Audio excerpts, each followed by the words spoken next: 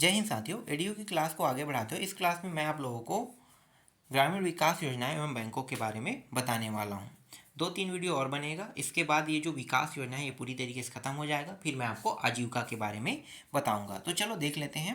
भारत की जो 70% आबादी है वो गाँव में क्या करती है, निवास करती है, जिनमें से 60% जो जनसंख्या है ना, वो आजीविका कृषि क्षेत्र से ही प्राप्त करते हैं। अब ये जो कृषि क्षेत्र संबंधित है, इनके लिए बैंकों की क्या भूमिका रही होगी, इनको जान लेते हैं। तो सबसे पहले हम बैंकों के राष्ट्रीयकरण के बारे में जानेंगे। सन 1949 में भारतीय रिजर्व बैंक ऑफ इंडिया का राष्ट्रीयकरण किया गया। इसी को हम बैंकों का राजा कहते हैं। फिर दूसरा आया 1955 में state bank of India. State bank of India का गठन जो है गठन तो नहीं कहेंगे, राष्ट्रीयकरण कहेंगे, 1955 में हुआ था। लेकिन इससे पहले इसे इंपीरियल बैंक के नाम से जाना जाता था। इंपीरियल बैंक के नाम से जब इसे जाना जाता था तो इनका गठन जो हुआ था सन 1935 में हुआ था।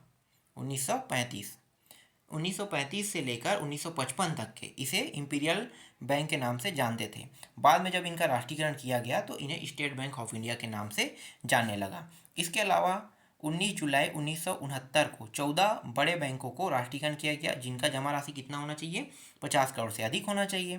फिर 15 अप्रैल 1980 को 6 बैंकों का राष्ट्रीयकरण किया गया, जिनका जमा राशि समय समय के साथ बढ़ते बढ़ते ये 200 करोड़ हो गया। अब अगर वर्तमान में किसी को बैंक खोलना है और उनका राष्ट्रीयकरण प्राप्त करना है तो 1000 करोड़ उनको जमा राशि रखना पड़ेगा, मतलब 1000 करोड़ से अधिक रखना पड़ेगा। इन सारे बैंकों का काम क्या होता है, ऋण देने का काम इनका मुख्य काम होता है। अब नाबार्ड के बारे में देख लेते हैं। कृषि एवं ग्रामीण विकास के लिए राष्ट्रीय बैंक, जिसे हम नाबार्ड कहते हैं, ये जो भारतीय रिजर्व बैंक ऑफ इंडिया है ना, इसका एक छोटा अधीन शाखा है। अगर भारतीय रिजर्व बैंक ऑफ इंडिया जो है बैंकों को ऋण देता है तो ये बैंक भी क्या करेगा, बैंकों को ही ऋण देगा। इसके अलावा इनके अन्य काम भी है। तो अन्य काम को जानने से पहले इनके बारे में थोड़ा सा जान लेते हैं कि इसकी स्थापना कब हुई थी।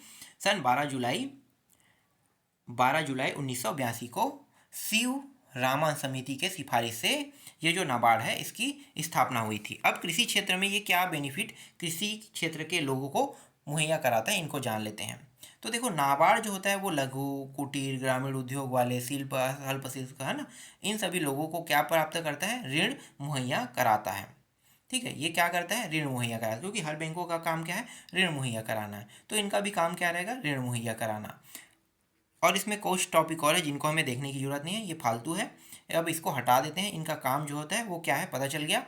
हाँ, जो ऋण देता है वो अल्पकालीन भी रहता है, मध्यकालीन और दीर्घकालीन भी ऋण रहता है। इनके द्वारा जो ऋण दिया जाता है इन क्षेत्रों में दिया जाता है। तो नाबार्ड का काम आपको समझ में आ गया। ठीक है, आगे बढ़ो। फिर आते हैं वाणिज्यिक बैंक। वाणिज्यिक बैंक जो है वो प्रत्यक्ष अप्रत्यक्ष दोनों तरीके से इनका भी काम है ऋण उपलब्ध कराने का। लेकिन ये जो ऋण जो है वो अल्पकालीन होता है, हमेशा अल्पकालीन या मध्यकालीन होता है, बड़े ऋण नहीं देते। कैसे, मैं आपको समझाता हूँ। देखो, एक किसान के पास एक खाता होता है और किसान का जो खाता होता है वो जिला सहकारी बैंक में होता है। जिला सहकारी बैंक में अगर आप केसीसी उठाते हो तो 1 साल के लिए उठाओगे, 1 साल भी नहीं लगता है, वो एक सीजन रहता है ना। एक सीजन के लिए आप उठाते हो, 4 महीना 6 महीने के लिए आप कर्जा लेते हो। फिर जब आपका एक फसल पूरी तरीके से बन के तैयार हो जाएगा, जब बेचोगे तो उस ऋण को पटाओगे। फिर दूसरे फसल के लिए, जैसे कि छत्तीसगढ़ में धान पहले बोया जाता है, धान के बाद चना बोया जाता है। तो धान के लिए जब आप ऋण लोगे तो धान से पहले लोगे और धान को बेचने के बाद उस ऋण को पटा दोगे। फिर आप चना के लिए लोगे तो चना के लिए लोगे, तो चना जब लगेगा तब आप ऋण लोगे। फिर उसके बाद चना जब आप काट लोगे, फिर बेच दोगे, फिर उस ऋण को पटाओगे, फिर आप फिर से धान के लोगे। तो इसी तरीके से प्रक्रिया चलता है, इसे हम अल्पकालीन ऋण कहते हैं। अब मध्यकालीन ऋण क्या होता है, थोड़ा सा बड़ा हो जाएगा, जो 1 साल के लिए रहेगा। जैसे आप ले रहे हो गौ पालन के लिए ले रहे हो, तो गौ पालन का जो ऋण होता है वो 1 साल के लिए होता है, अप्रैल से शुरू होता है, अप्रैल तक जाता है। तो इस तरीके के ऋण को हम मध्यकालीन ऋण भी कहते हैं। इसके अलावा अगर आप ट्रैक्टर लेते हो है ना, तो उसमें थोड़ा सा और ज़्यादा समय के लिए रहेगा, तो ये भी मध्यकालीन के अंदर आ जाएगा। तो आपको ये सारी चीज़ें समझ में आ गया। देखो, जैसे ट्यूबवेल है, ट्रैक्टर खरीद रहे हो, मशीनरी, पशु हल है ना, इन सभी के लिए आप ऋण ले सकते हो। तो इनको पूरी डिटेल से बताने की जरूरत नहीं, क्योंकि ये सारे किन क्षेत्रों में आते हैं, कृषि क्षेत्र में। अब भूमि विकास बैंक क्या होता है। भूमि विकास बैंक का सबसे पहले जो शुभारंभ हुआ था या प्रारंभ हुआ था, सबसे पहले मद्रास से हुआ था, जिसे हम अभी किस नाम से जानते हैं, चेन्नई, है ना, चेन्नई। मद्रास का नया नाम क्या है, चेन्नई है। और ये 1929 में चेन्नई से ही भूमि विकास बैंक का शुभारंभ हुआ था।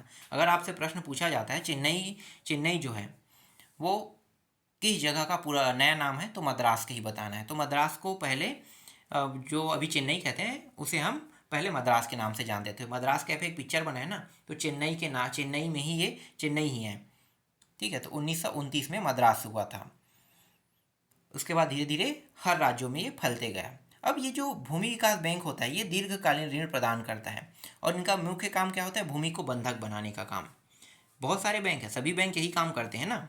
आप लोगों को पता होगा एक्सिस बैंक है, आईसीआईसी बैंक है ना, आईसीआईसीआई बैंक है, एचडीएफसी बैंक है, स्टेट बैंक है, बैंक ऑफ बड़ौदा है ना, इंपीरियल बैंक है। तो ये सब के सब क्या है, कॉमर्शियल बैंक ही है, लेकिन भूमि के लिए भी तो ऋण देता है ना।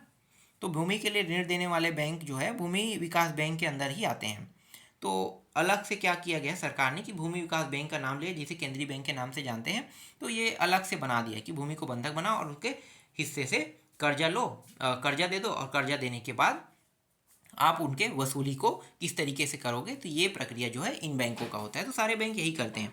अगर आप कर्जा को नहीं पटा पाओगे तो क्या करेगा भाई, वो जो बैंक है वो जो आपका जगह है उसका नीलामी कर देगा, जितना राशि बैंक का बनता है वो काट लेगा और बाकी जो राशि आपका है उसे वो दे देगा। तो ये काम करता है भूमि विकास बैंक। क्षेत्रीय ग्रामीण बैंक जो है इसका जो आरंभ हुआ था ये 2 अक्टूबर 1975 से हुआ था। सिक्किम और गोवा के अलावा सभी राज्यों में ये जो बैंक है वो कार्यरत है। सिक्किम और गोवा में क्यों नहीं हुआ, क्योंकि सिक्किम और गोवा जो है वो छोटा क्षेत्र है। तो छोटा क्षेत्र जहाँ पे 30 लाख 32 लाख की आबादी है, आज भी वैसे 30 लाख 32 लाख की आबादी है, 35 होगा या 40 होगा, तो छोटे क्षेत्र है। तो छोटे क्षेत्रों में ये जो बैंक है ये काम नहीं कर सकते, इसलिए छोटे क्षेत्रों में इन्हें नहीं डाला गया है। जो क्षेत्रीय ग्रामीण बैंक है इनका शुभारंभ अगर एक बार और देख लेते हैं, 2 अक्टूबर 1975 को हुआ था। और इनका काम क्या है, वही कृषि क्षेत्र में जैसे लघु है, कारीगर छोटे हैं, उद्यमी हैं, उनको ऋण सुविधा उपलब्ध कराना इनका मुख्य काम है। 2005 में ये जो क्षेत्रीय ग्रामीण बैंक है वो 196 था, है ना, 196 ग्रामीण बैंक था। धीरे धीरे घट के ना ये 56 तक की आ गया और इनकी जो 75% शाखाएं जो है वो ग्रामीण क्षेत्र में है। अब मैं आपको एक बैंक के बारे में बता देता हूँ जो पहले दूसरे नाम से जाना जाता था, अब वर्तमान में दूसरे नाम से जानते हैं। ये भी क्षेत्रीय ग्रामीण बैंक है। हमारे जो छत्तीसगढ़ है ना, इसमें दुर्ग राजनांदगांव बैंक, पहले दुर्ग राजनांदगांव बैंक के नाम से जानते थे। वर्तमान में इस बैंक का नाम चेंज होकर क्या हो गया है, छत्तीसगढ़ ग्रामीण बैंक।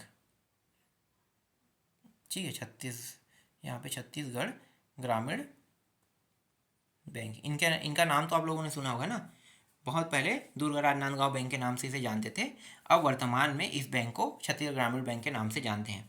ये जो बैंक है ये कौन से बैंक के अंदर काम करता है, अगर प्रश्न पूछता है तो आपको बताना है स्टेट बैंक ऑफ इंडिया के अंदर ये जो बैंक है ये काम करता है, क्योंकि ये क्षेत्रीय बैंक है। सिर्फ हमारी ही राज्य बस में देखने को मिलेगा, दूसरे राज्य में ये बैंक नहीं। दूसरे राज्य में अगर होगा तो इसे दूसरे नामों से जाना जाएगा। इसके बाद सरकारी साख देख लेते हैं। जैसे ग्राम स्तर पर प्राथमिक कृषि साख समिति होता है, जिला स्तर पर केंद्रीय जिला सहकारी बैंक होता है, और राज्य स्तर पर सहकारी बैंक जिसे हम अपेक्स कहते हैं वो काम करता है। ये बैंक भी क्या करेगा, वही काम करेगा भाई, ऋण देने का काम इनका भी है। 1993 में भारत के राष्ट्रीय सहकारी बैंक की स्थापना की गई थी। यह बैंक सभी सहकारी साख समिति संगठनों की राष्ट्रीय संस्था के रूप में कार्यरत था। इस बैंक की सदस्यता शहरी सहकारी बैंक के अतिरिक्त सभी सहकारी साख संगठनों एवं बैंकों के लिए खुली है। फिर है सहकारी बैंक के कार्यकलाप। तो सरकारी बैंक के कार्यकलाप को देखने की जरूरत नहीं है, इसमें ज़्यादा कुछ नहीं है तो इसको हटा देते हैं। ठीक है, आगे देखते हैं। फिर लीड बैंक आते हैं। लीड बैंक जो है ये जो बैंक है इनकी जो स्थापना है वह 1969 में हुआ था, और इनका भी काम क्या है, वही है ना, लोगों को क्या प्रदान करना भैया, ऋण प्रदान करने का मेन काम इनका है। इनका कार्यरत देख सकते हो, जिला साख योजना तैयार कर लागू करने हेतु नीतियाँ बनाने के लिए, लघु कुटीर स्थापना, क्षेत्र की खोज, नई शाखाएं खोलने हेतु चयन, तो इन चीज़ों को देखना और ऋण देना, है ना। तो ये भी जो बैंक है इनका काम होता है। फिर सहायक वित्त संस्थाओं को सुविधा देना, प्रशिक्षण साख सुविधा बढ़ाना, वित्तीय संस्थाओं में समन्वय करना। सॉरी, यहाँ पे ऋण देने की बात नहीं कर रहे, ये जो 7 काम है इनके बारे में बात कर रहे हैं। जैसे कोई गरीब तबके वर्ग के हैं तो उनको किस तरीके से मतलब बेनिफिट प्राप्त कराया जा सकता है, इनके बारे में यहाँ पे बताया गया है। फिर छत्तीसगढ़ छोड़ दो, छत्तीसगढ़ के वाले अलग है। इसके बाद है प्रधानमंत्री जन धन योजना। ये जो जन धन योजना क्या है? देखो, प्रधानमंत्री जन धन योजना का शुभारंभ होता है 28 अगस्त 2014 को हुआ था। और इनका मेन काम जो होता है वो ऋण देना है ना, बीमा, पेंशन के लिए हर घर के कम से कम एक सामान्य बैंकिंग खाते के साथ बैंकिंग सुविधा के वित्तीय साक्षरता की परिकल्पना की गई है। इसमें होता क्या है, अगर किसी व्यक्ति को, जैसे जिनका नाम से खाता खुला है, जन धन योजना में जुड़ा हुआ है, अगर उनकी मृत्यु हो जाता है तो उन्हें पैसा मुहैया कराया जाएगा। तो इसीलिए जन धन योजना जो है इसी कारण बनाया गया था। हालांकि वर्तमान में ये सही से नहीं चल पाया, अभी भी ये कुछ जगह पे या कुछ लोगों के द्वारा ये चल रहा है, क्योंकि कुछ लोग इसमें आज भी पैसा जमा कर रहे हैं। और पेंशन किस तरीके से मिलेगा? आप जो राशि जमा करोगे ना, एक खाता रहने का मतलब क्या है? एक खाता रहने का मतलब एक परिवार के एक खाते के माध्यम से एक व्यक्ति को जमा करना है, और जमा करने पर आपको क्या मिलेगा? 60 साल जब आप पूरा कर लोगे तो आपको पेंशन मिलेगा। तो ये प्रधानमंत्री जन धन योजना का काम है। इतना अच्छे तरीके से ये वर्तमान में तो नहीं चल पा रहा है, क्योंकि लोग जो है जन धन योजना को ज़्यादा मान्यता नहीं देता है। फिर रुपे कार्ड के बारे में जान लेते हैं। रुपे कार्ड का काम क्या है और रुपे कार्ड जो है ये कब से चालू हुआ होगा? तो रुपे कार्ड जो है ये 8 मई 2014 को भारत के राष्ट्रपति द्वारा इस रुपे कार्ड को शुरू किया गया था। ध्यान देना, 8 मई 2014 को भारत के राष्ट्रपति के द्वारा इसे शुरू किया गया था। रुपे कार्ड जो होता है वो एक प्रकार का डेबिट कार्ड है।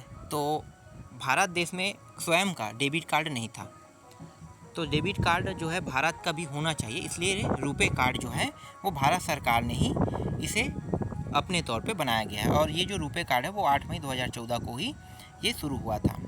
इसके साथ ये जो क्रेडिट कार्ड है ना, और प्रत्यक्ष लाभ डेबिटी लाभार्थियों को भी इसमें फ़ायदा मिलने वाला है। तो इसी तरीके से ये जो डेबिट कार्ड है जो काम कर रहा है। डीबीटी जो है डायरेक्ट बेस ट्रांसफ़र के बारे में जिक्र किया है। मुद्रा योजना क्या होता है? मुद्रा योजना एक प्रकार का लोन वाला है। ये जो मुद्रा योजना है इसका जो शुभारंभ हुआ था वो हुआ था 8 अप्रैल 2015 को हुआ था ना। तो मुद्रा योजना जो है वो 8 अप्रैल 2015 को शुरू हुआ था। ये 3 चरण में काम करता है, शिशु, किशोर और तरुण। शिशु में क्या होता है कि 50,000 रुपये तक के आपको ऋण मिलेगा, किशोर में 50 से 5 लाख रुपये तक, और तरुण में 5 लाख से 10 लाख रुपये तक के आपको ऋण दिया जाएगा। और ये सारे उद्यमियों के लिए हैं।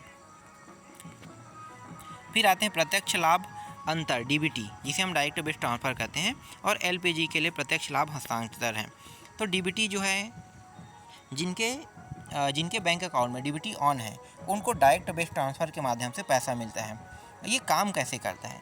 आपके आधार में आपको पैसा दिया जाएगा, और आधार के माध्यम से जो भी बैंक डीबीटी के नियम कानून को फॉलो करता है, जिस अकाउंट में आपका डीबीटी ऑन है, आपके पास 4 खाता है, अब चारों खातों में डीबीटी नहीं हो सकता, सिर्फ एक खाता में रहेगा।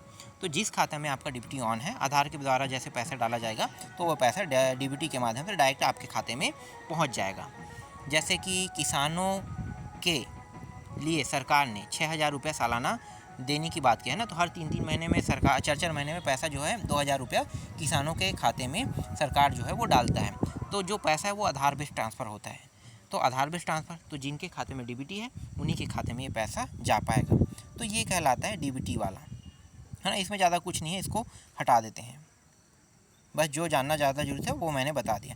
राज्यों में बैंकिंग के कार्य प्रगति थोड़ा सा जान लेते हैं। जैसे भारत में 128 बैंक, एक राज्य में 614 बैंक, बस इतना जान लो। यहाँ से ज़्यादा प्रश्न नहीं बनेंगे, इसलिए इतने में ही से स्टॉप करते हैं। तो आज के क्लास में जितने भी बैंक से संबंधित टॉपिक थे उन्हें मैंने क्लियर कर दिया, और भी मुझे नहीं लगता है कि और भी टॉपिक होगा। जितना था उतना मैंने बता दिया।